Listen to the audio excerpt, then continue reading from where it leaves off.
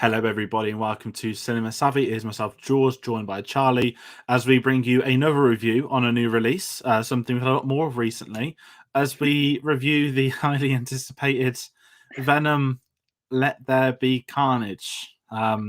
Directed, of course, by Andy Serkis. Questions unknown as to why. I think that's something a lot of people also ask. And yeah, this is going to be fun to talk about because we're going to do spoilers. We're not doing spoiler sections by the credit scene for obvious reasons. But across the night, guys, if you're at home, if you've seen this film, do comment your thoughts. Let us know if you thought it was great, if it was terrible, if it was fun, if it was awful. Just get it all out your system because this is one of those films. And as always, we're going to go over the social medias where you can find us. So as I've already said, do hit that subscribe button. We're heading into new releases now. We've still got some retrospectives coming up.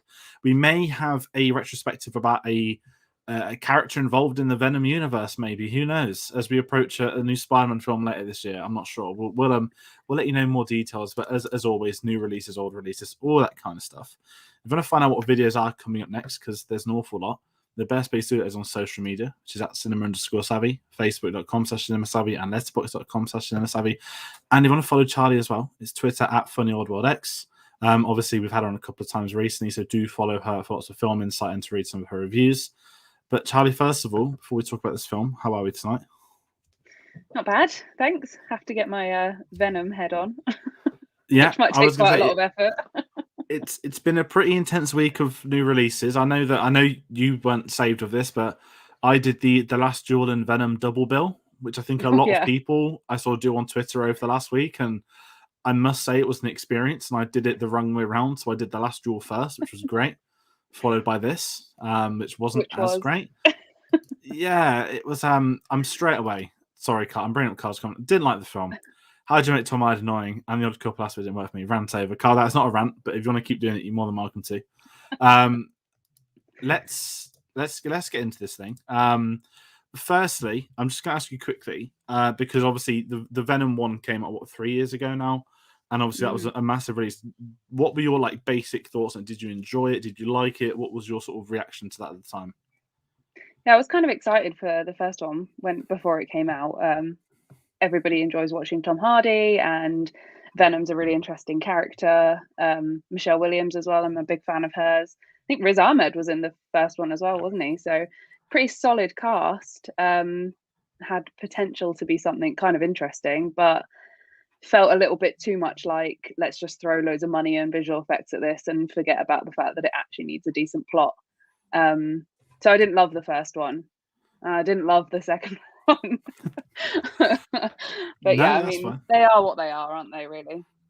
Yeah, I think as well, when we'll mention Sony a lot tonight, but we know these are Sony's films more than anybody's, that ever since 2007, they've been desperate for Venom to take off in one way or another, which we'll maybe get to on a Spider-Man discussion down the line. Who knows? But yeah, going back to the first one quickly for me, I think that was one of my most miserable experiences at the cinema ever.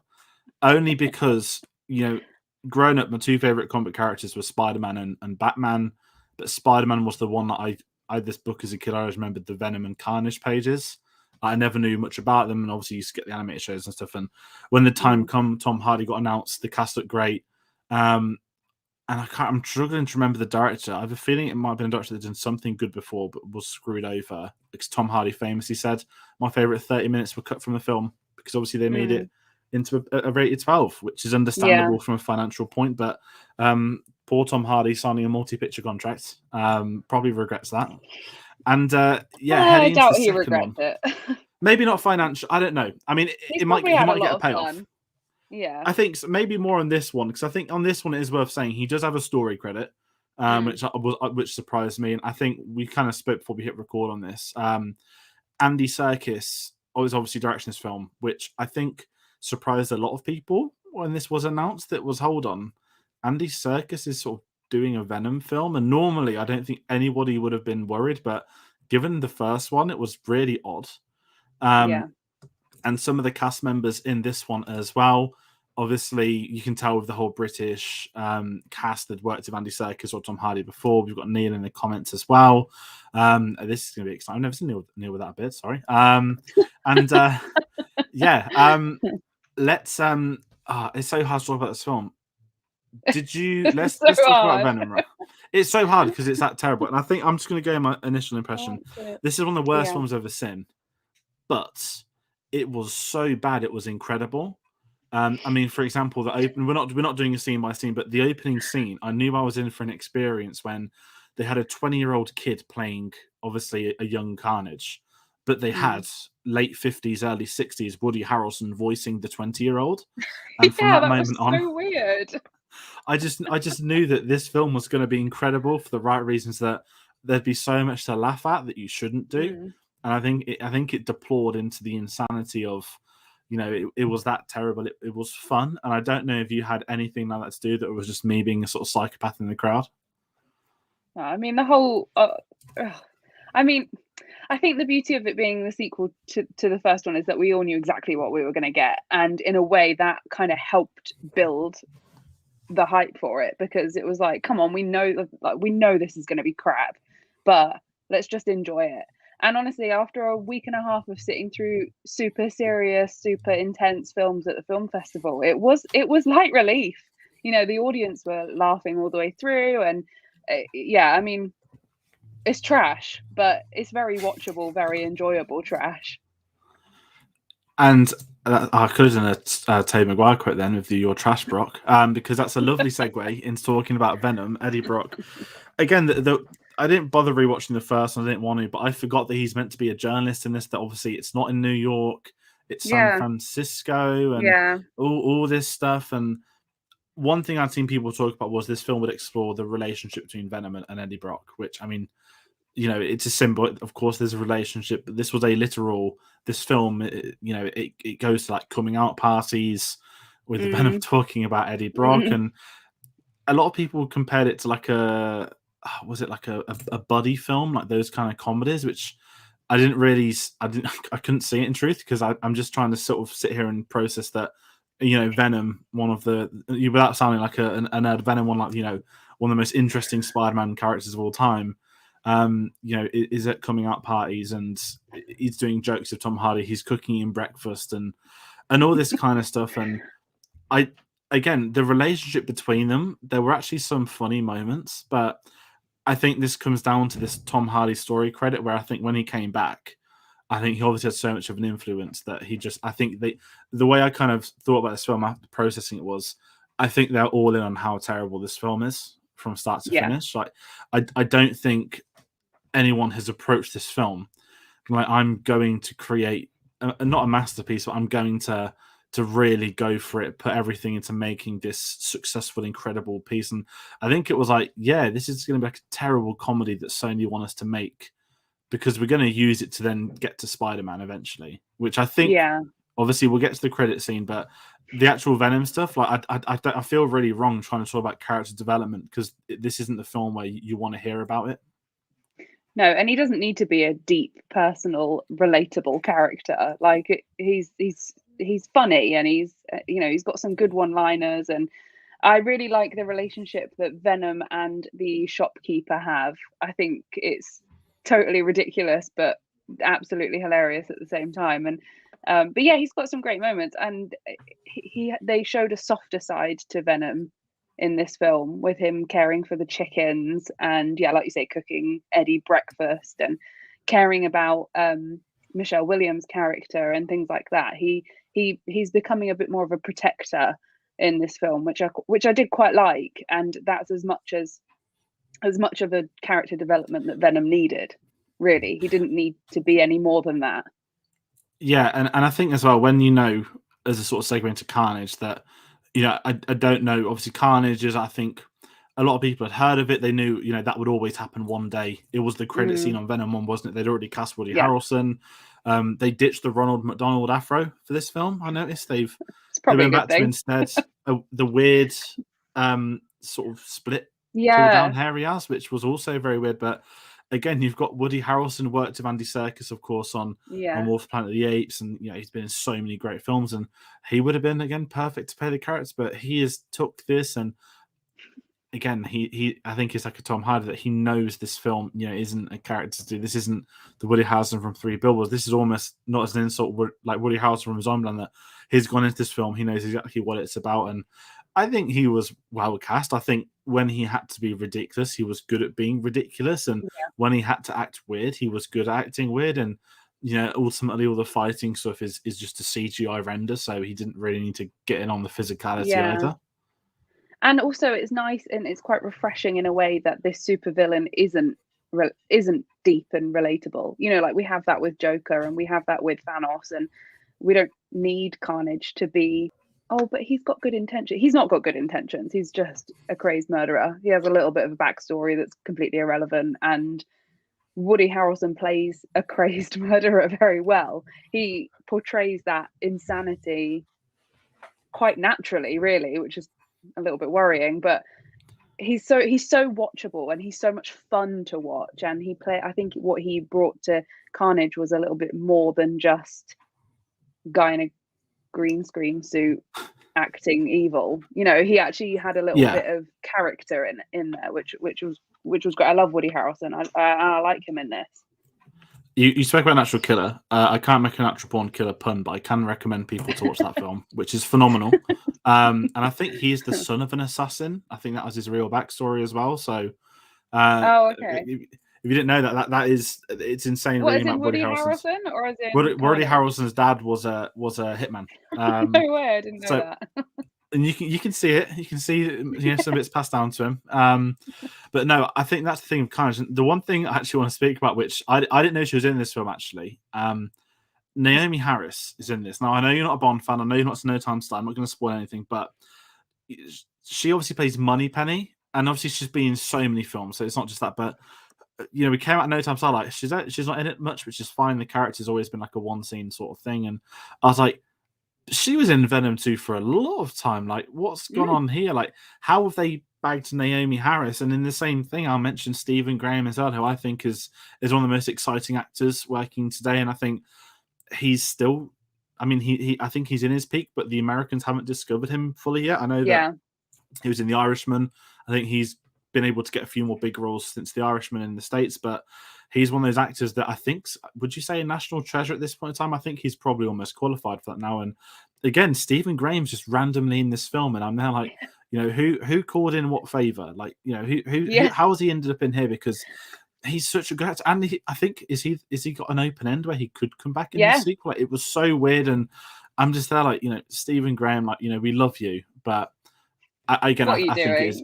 Yeah, I know you're going to be Peaky Blinders the new season. I know Tom Hardy's probably in it. I know you've been in stuff with Andy Serkis before, but you're a lot better than Venom. I don't know what they'd even call.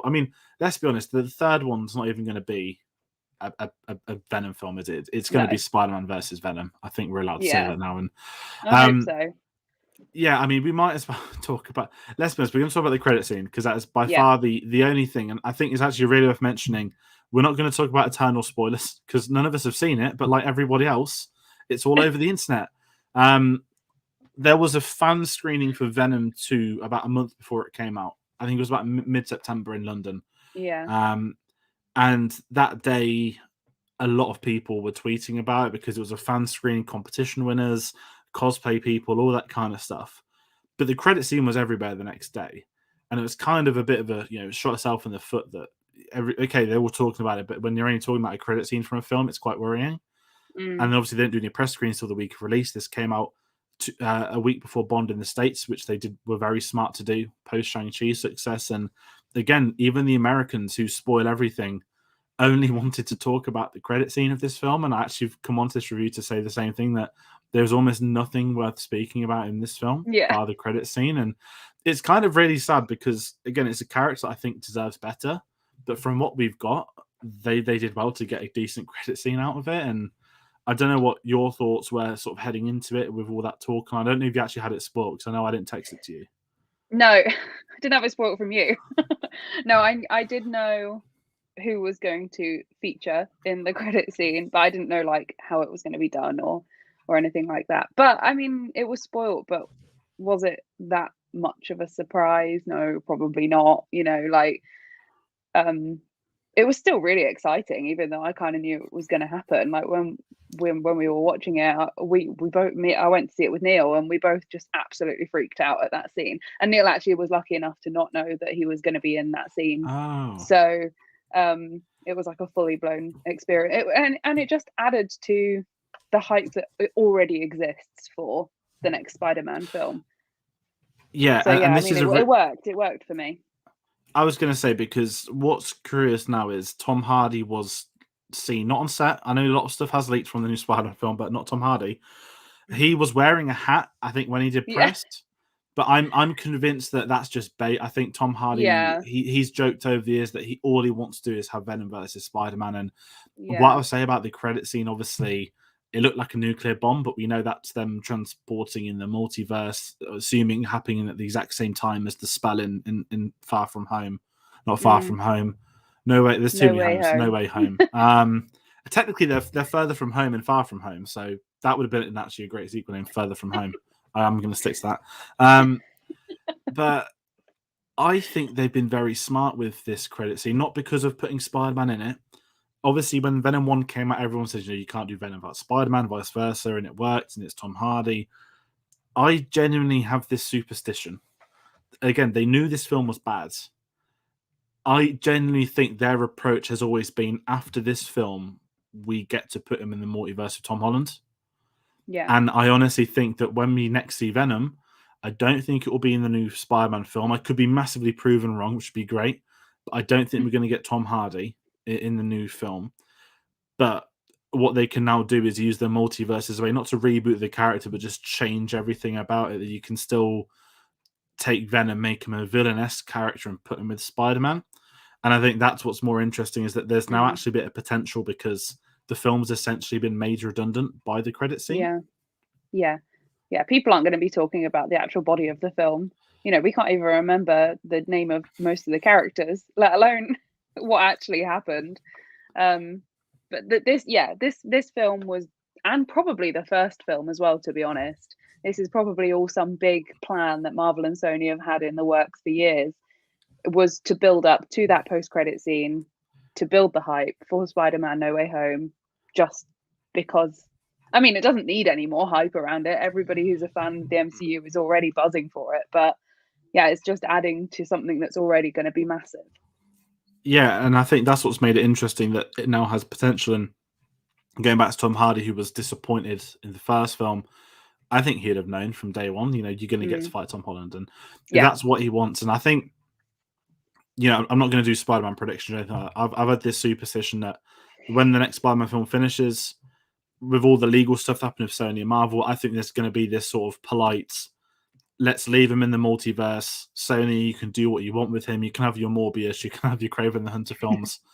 But when the time comes, you never know. I mean, what's his name's in it? Not Falcon. Vulture's in it. Wrong character. And I think wrong bird.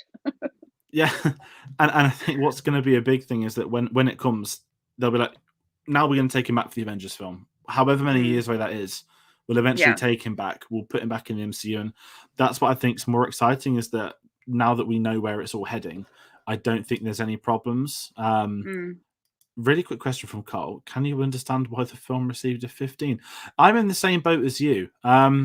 Really interesting side piece, because we actually don't have a lot to say on the film actually at all.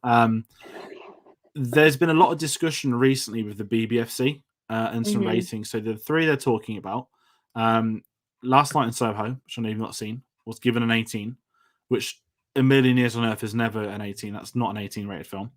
The Last Duel is rated 18, which I thoroughly agree with. It's got two obviously distressing scenes, and the violence itself is just it's way past the 15. But this film getting a 15 really surprised me, because we know that it's chopped and changed to get obviously was it PG-13 in America they call it, and I was like, how is it back to 15 rating here? It's not. I don't think it's violent. No one's head gets bitten off, and I was quite surprised. I'm not even sure if you actually see any death. Yeah, is there even blood? Usually that gives it a 15 rating if you actually see a character get killed, but none of them a lot of them's off screen Maybe as well, aren't maybe they? I've just completely forgotten because it wasn't very No, I think you're memorable. right. So, I think you see bodies, but you don't see blood. You yeah, don't see the events of it. You just see yeah, the it's weird. aftermaths. And Is there bad language? Maybe Eddie Brock swears quite a lot. maybe, But but even so, it's then it should just be a 12. well, yeah, and that's it. It's a good cotton by car because I think a lot of people. I think even the Telegraph wrote an article, even though they defended the Mm. last. I keep saying last Jedi, the last duel being 8. They said it should be 15. It's not. It's an 18. Do watch that film, people. Because no one's seeing it and they're taking it out of cinemas, which is sad because I'm Disney going on decided not to Saturday. mark it. I'm excited. That's the ultimate Venom review where we start hyping up what else is out of the cinemas. No, we just start hyping up anything that Adam Driver's in. Well, yeah, I'm keeping that part calm. I didn't want to bring his name up for obvious reasons. He did That was decline. me this He did time. decline playing Kraven the Hunter though, as did Brad Pitt. So I'm not sure how they've approached 2 different actors to play him when none of them look alike. Yeah, that is weird. Weird casting. But oh god, is there anything else Anyway, to say on this film? I can what were we talking give my about? final thoughts. I think this is one of the worst films of the year, but there is something so ingenious about how they've gone about making it. I never quoted the reviews. I listened to Mark Commode on this. This made me laugh. So he had to watch it in 4DX because he couldn't get to the press screening. Mhm. And he said that he caught it on I don't know if he said comedy of the year, but he says it passed his 6 laugh test. And that's when it hit me. I was like, again, this I don't think this film is in some parts are intended to be funny, but when you're laughing at things so abysmal, it's great. I think it Yeah. actually gives you quite an uplifting experience. I even called Chris after the film saying that, it wasn't like the first and that I really enjoyed myself, but from like a sadistic manner, not from a filmmaking Yeah. standpoint. And I think you hit the Laughing nail on at the head it earlier. rather than with it. When you've done the festival, and we're not bragging about being at festivals and stuff, but when you've done sort of deep films, Oscar films, character studies, emotional story beats, obviously historic events, all that kind of stuff, you've not had something like Venom, and it is that cool down. I must say as well, it's 90 minutes. It's Yeah. so quick. It's in and you're out. It's not 2 hours. It's not 2.5 hours. I didn't feel like it was too long either. It kind of reminded me of not Last Jedi, The Rise of Skywalker. It went at like 300 miles an hour, just getting it done. Obviously, that one felt a bit longer, and it was longer, but there was something about this which was so simplistic. And before I give you the final thoughts, I actually really quickly say I read that there's a scene where there's helicopters in the film, and Right. The Matrix was filming in real life, so Sony set up the cameras to use the helicopters for free, basically. So they were literally stealing rented helicopters from the Matrix. So Oh my I god, think I hope that's true.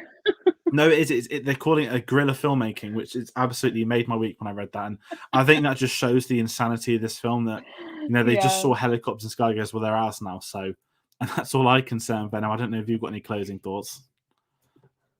I mean, the end credit scene was great. The rest of the film was just purely average, and I don't think I would rush to watch it again. No, I don't think many people will see this film again. And that's a lovely segue for you, everyone at home, to comment your thoughts on Venom: There Be Carnage. Would you see it again? Question number 1. Question number 2, watching it again for the credit scene doesn't count. So let us know.